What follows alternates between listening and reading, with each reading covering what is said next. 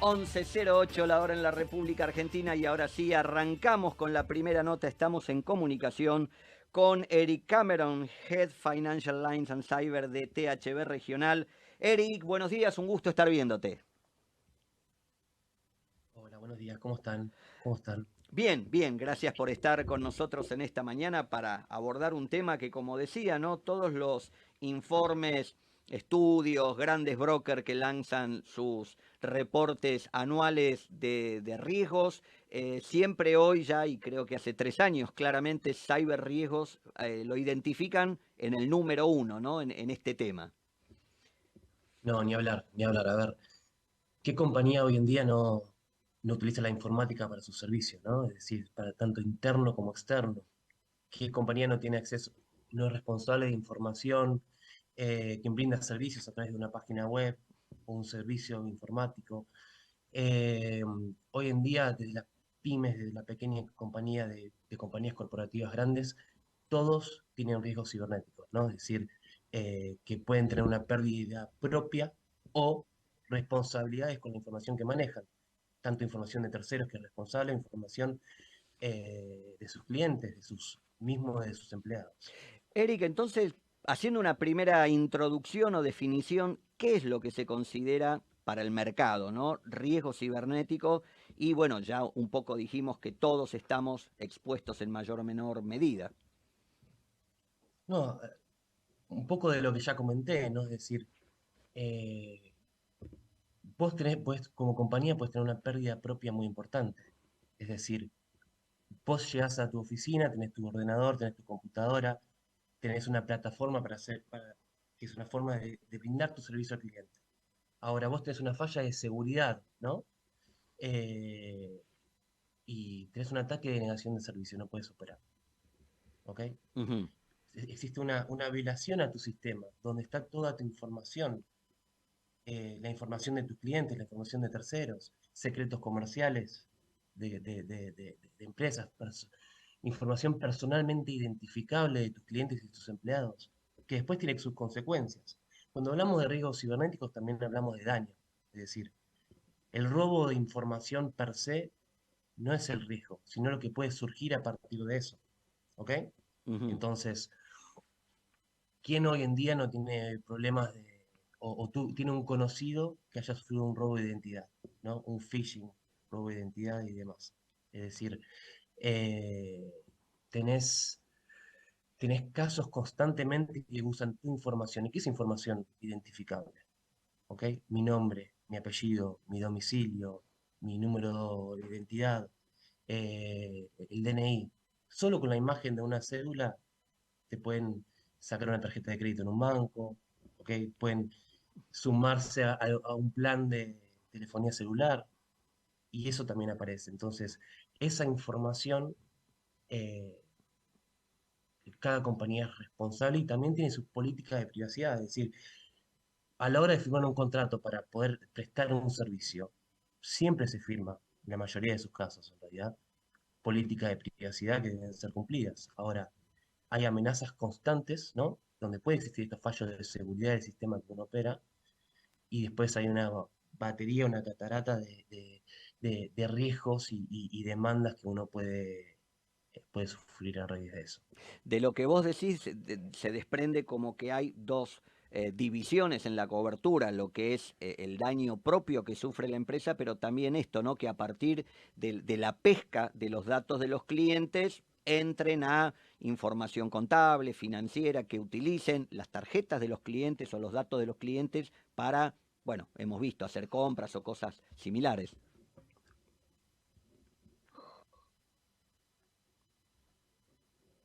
Eric, Asimismo, es sí, más, a veces lo divido en tres partes. La primera parte son costos, costos que pueden incurrir, ¿sí? sí, sí,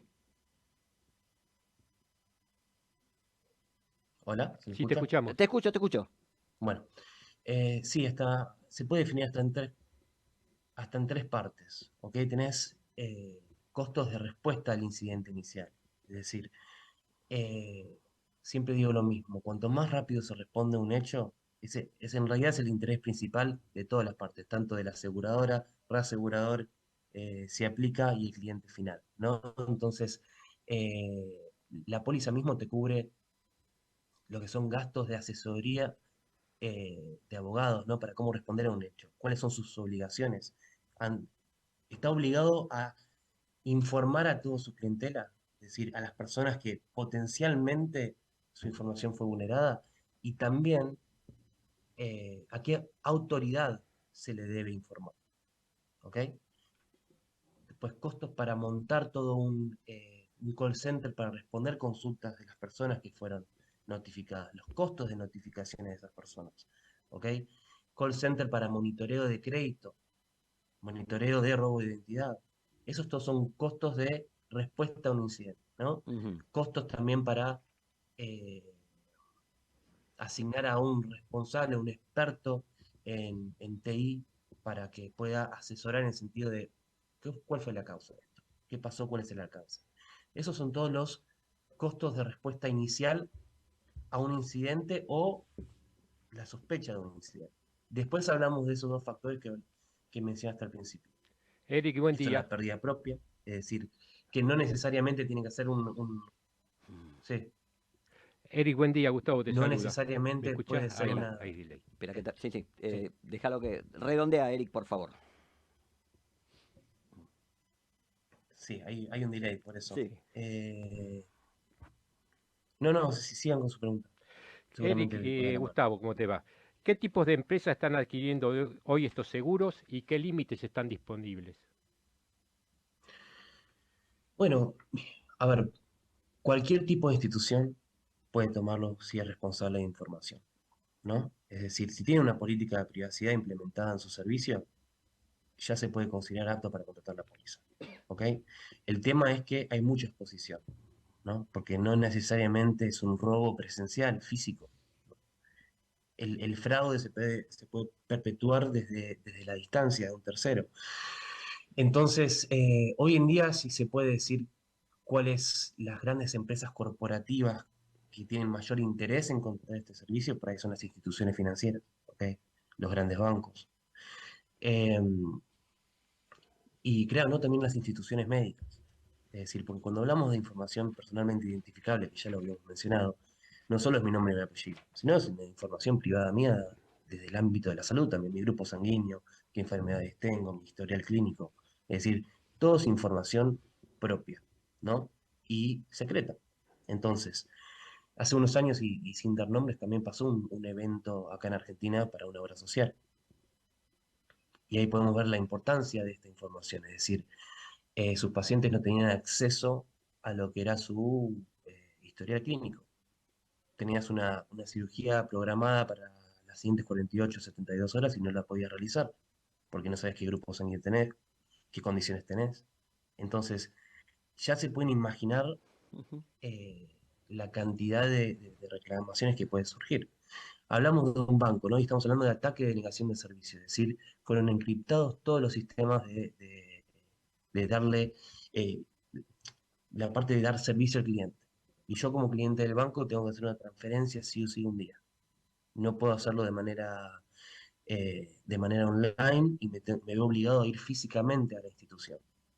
Voy y hay colas de 10 cuadras, una fila de 10 cuadras, porque todos los clientes están ante la misma situación.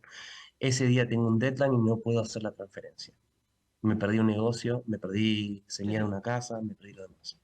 La demanda de responsabilidad civil, ¿no? Daños y perjuicios de todos sus clientes lo van a recibir. ¿Ok? Es una cuestión de, si vos sos cliente y no puedes acceder a ese servicio que estás contratando, y ya estás expuesto. Cualquier tipo de compañía en ese sentido. Eric, tengo para mí, por lo mucho que he leído, que obviamente todo lo que pasó en la pandemia con gente trabajando desde la casa, con su propia computadora, accediendo a los servidores de la empresa con la que trabaja, pero con otro nivel de seguridad, a veces algunos ni siquiera tenían un simple antivirus, fue un fuerte disparador, ¿no? De todo el ciberriesgo a nivel mundial. No, ni hablar, porque ahora tenés el factor home office, ¿no? Ujú. Y te diría que el principal problema en la suscripción de estos riesgos son precisamente las medidas de seguridad. Entonces, Las grandes reaseguradoras expertas internacionales hoy en día no es la simpleza de completar un formulario, que es un análisis de riesgo y la aceptación de riesgo. Es una cuestión de que estos clientes finales, estos asegurados finales, adopten las medidas de seguridad estándar para poder considerarse aptos para contratar la póliza. ¿Ok? La exposición es inmensa y uno de los factores de medidas de seguridad principales que se utiliza y es hasta te diría en el 90% de los casos necesario es el de MFA, que es autenticación de múltiples factores. Por ejemplo, la contraseña es un factor de ingreso, de acceso. Sería un doble factor para poder Ujú. ingresar, que en realidad es la simpleza de tener dos barreras, ¿no? Muchas veces hasta... Sí, eh, sí, hoy lo tenemos en la mayoría, acceso al Facebook en muchos lados es doble clave. claro, entonces es también eh, en lo que es las medidas de prevención internas, es poner barreras de profundidad, ¿no? A la hora de ingreso. Entonces, también digamos se rompe una primera barrera. ¿Cuál es la segunda? Es decir, hay una, hay un doble control ahí también que puede prevenir, es mitigar el daño potencial. Porque cuando hablamos de estas pólizas las cláusulas de seguro son muy integrales, muy independientes, una no tiene que ver con la otra, pero un incidente puede hacer un efecto de dominó que afecte a todas las cláusulas de seguro. Y en mi opinión, estas pólizas son catastróficas en la mayoría de los casos. Nosotros hemos pagado siniestros de full limit en numerosas ocasiones. Como hablabas de cláusulas y algo que también escuché en una charla recientemente, es un segmento donde no todas las cláusulas son lo mismo, no todas cubren lo mismo, es decir, hay que ser muy cuidadoso con los textos, ¿no? No es como que hay un texto común que circula en el mercado independientemente de la compañía o del reasegurador. Claro, a ver, por ejemplo, en lo que es, y yo estando en línea financiera, ¿no? En lo Ujú. que es la póliza integral bancaria, eh, tenés los textos internacionales reconocidos, ¿no? Que como es el NMA 2626. Y ese es, NMA significa Non-Marine Non-Marine Agreement. Association de Es un, Lloyd's. Sí, en una época estaban los sí, LPO también. claro, el EPO, tenés el LSW, que es el Sí. Lloyd Standard Wording, y, y en realidad lo que son esas siglas representan depósitos en el Lloyd's de Londres, ¿ok? Entonces, una vez introducidos en este depósito, no pueden verse alterados. Por eso también los slips de condiciones son tan extensos, porque son actualizaciones a textos escritos en los 80, en los 90 y demás, ¿ok?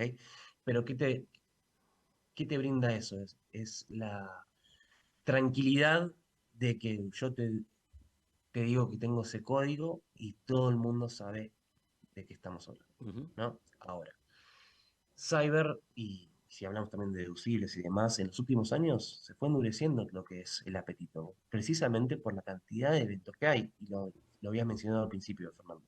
Es decir, hoy en día abrís cualquier plataforma de noticias y ves un incidente Claro, más. sí, sí. Entonces, en términos de texto de cobertura, cada reasegurador tiene el propio y al no formar parte de un depósito, naturalmente y en su mayoría, puede verse modificado hasta mes a mes. Entonces, lo que yo sugiero es en cada caso hacer un análisis profundo de lo que se cubre. A ver, yo me he estudiado numerosos textos Textos. de varios aseguradores y en general hay 4 o 5 cláusulas de seguro que eh, son el estándar del mercado y Son comunes.